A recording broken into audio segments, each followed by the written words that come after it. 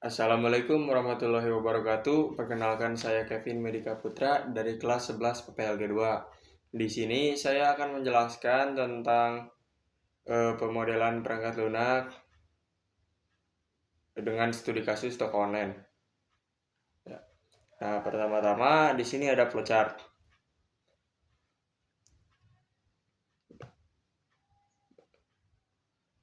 Nah, flowchart tersebut menggambarkan alur proses pembelian barang pada sebuah toko online.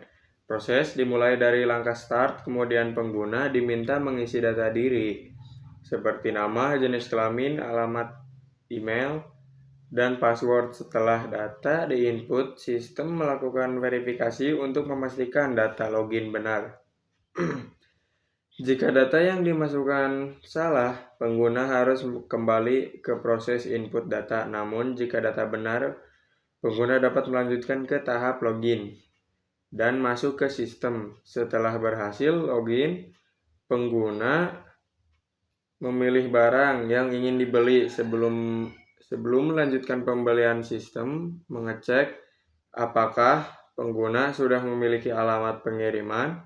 Jika belum, pengguna harus mengisi alamat terlebih dahulu. Setelah alamat tersedia, proses dilanjutkan ke tahap pembelian barang. Barang yang sudah dibeli kemudian dikirim oleh sistem, dan setelah sampai kepada pengguna, proses diakhiri dengan tahap barang diterima.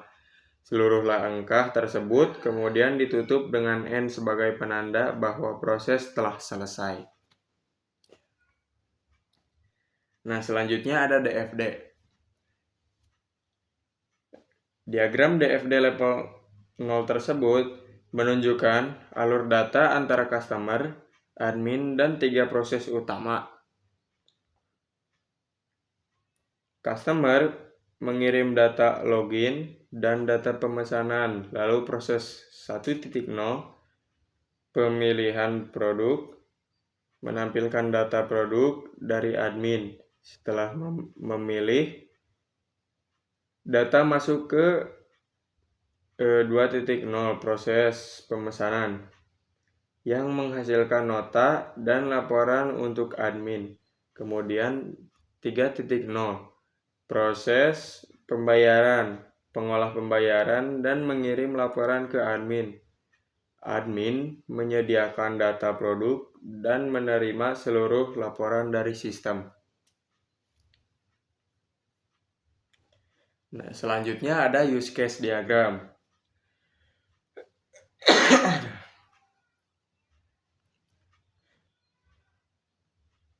Admin memiliki akses untuk login, mengelola produk, tambah, edit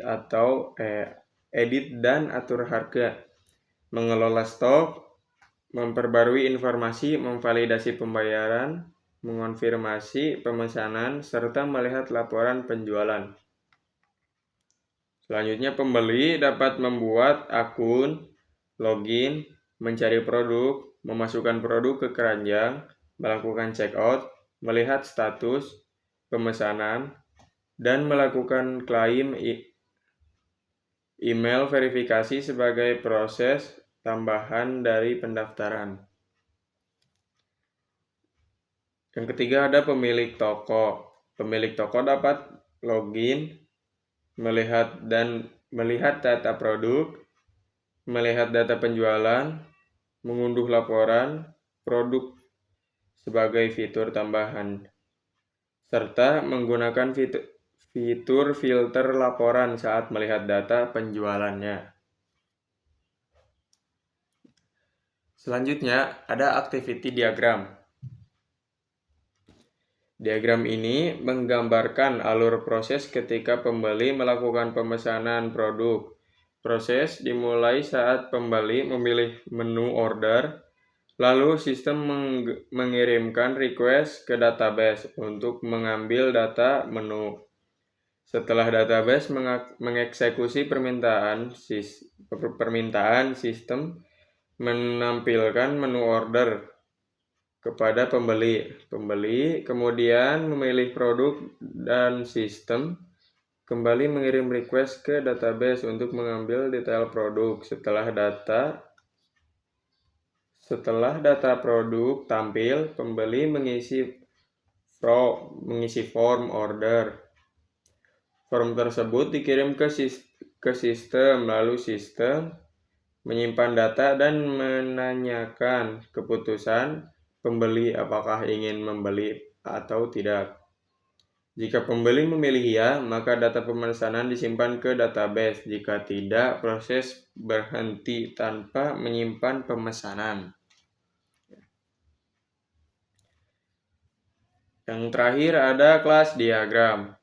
Nah, kelas diagram tersebut menggambarkan hubungan antar beberapa kelas utama dalam sistem, yaitu user account, data barang, dan data transaksi.